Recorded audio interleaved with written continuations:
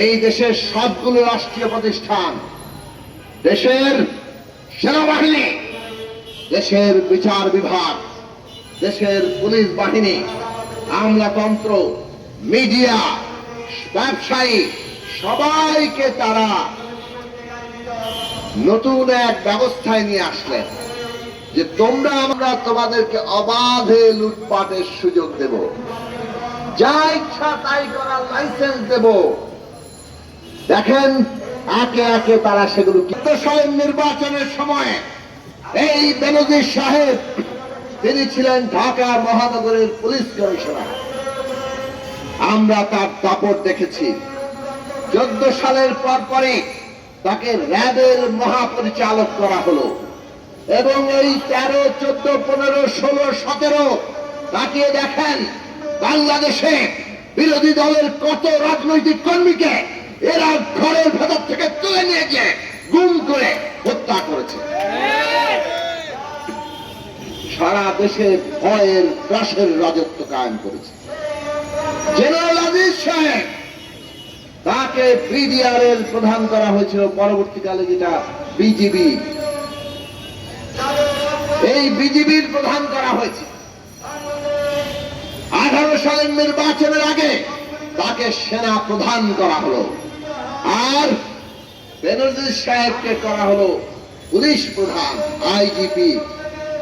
এবং এনারা দুইজনে মিলে 18 সালের নির্বাচনে আওয়ামী লীগের শোনা যায় রাজনৈতিক মহলে যে আওয়ামী লীগ ভেবেছিল নির্বাচনটা আরো কিছু বিরোধী দলকে সিট দিয়ে কিছু আসনে একটু ফেয়ার নির্বাচন করিয়ে নির্বাচনটাকে আরেকটু গ্রহণযোগ্য দেখাবে, কিন্তু এই আজিজ বেনজির সাহেবরা সেই ব্যবস্থা করতে দেয় নাই।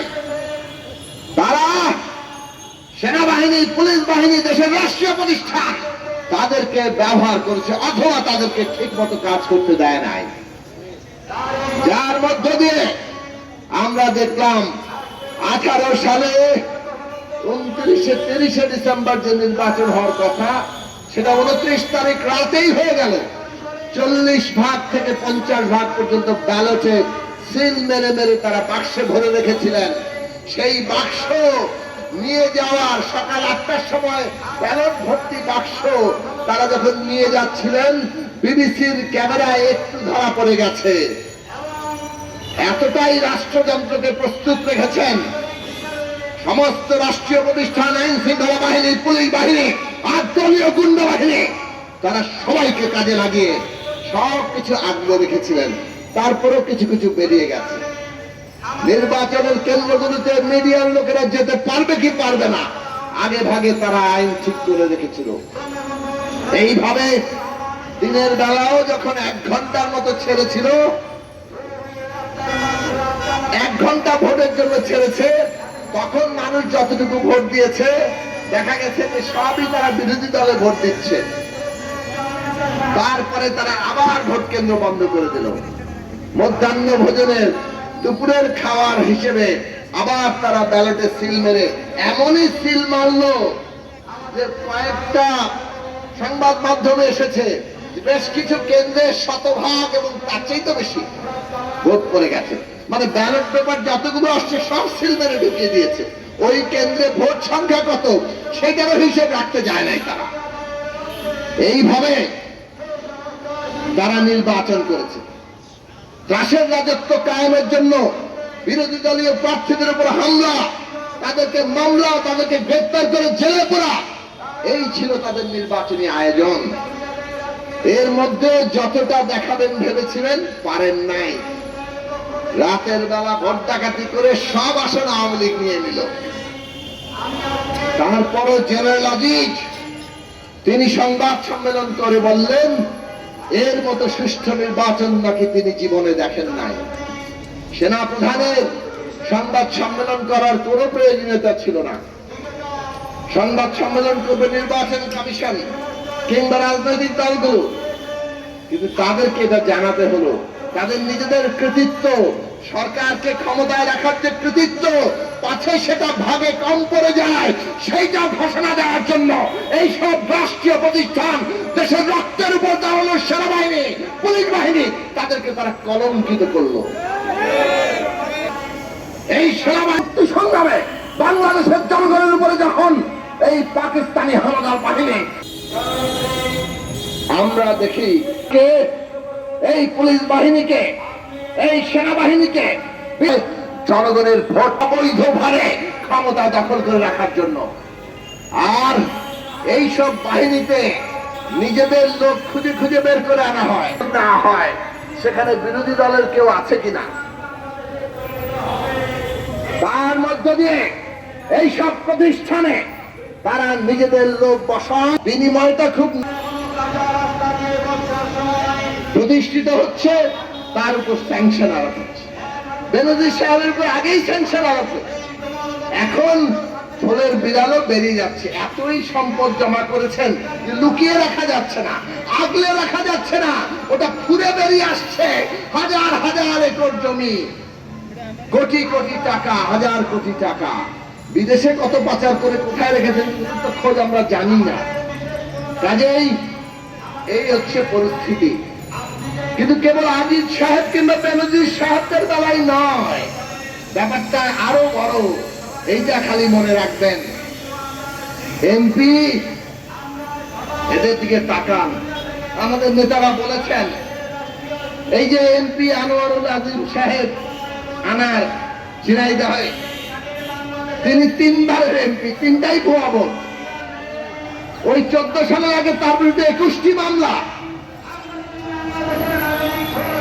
9 সালে আওয়ামী লীগ ক্ষমতা আসার পরে এই আনোয়ারুল আজিম আনার, যার বিরুদ্ধে বাংলাদেশের অন্যতম বৃহৎ রাজনৈতিক দল বিএনপি চেয়ারপারসন বেগম খালেদা জিয়াকে 2 কোটি টাকা, যেটা ব্যাংকে আছে, তাদের ভাষায় কোনো অনিয়ম হতে পারে, সেটা আদালত দেখবে, 5 বছরের জেল, উচ্চ আদালতে গিয়ে 10 বছর বানিয়ে দেওয়া হবে। এই বৈপরীত্যটা খেয়াল রাখা দরকার। আনোয়ারুল আজিম ইন্টারপোলের ওয়ান্টেড আসামি ছিলেন। আনোয়ারুল আজিম ইন্টারপোল কর্তৃক একবার গ্রেফতারও হয়েছিলেন। সেই রকম ব্যক্তি, তার এখন মর্মান্তিক মৃত্যু হয়েছে। আমরা কারো এরকম মৃত্যু কামনা করি না। আমরা এই ঘটনার বিচার চাই, কারণ প্রত্যেক ব্যক্তির বিচার পাওয়ার অধিকার আছে। কিন্তু তারা কি বিচার দেয়? ওই ন্যায় বিচারের যে কেন্দ্র আদালত, সেখানে কি ন্যায় বিচার পাওয়া যায়?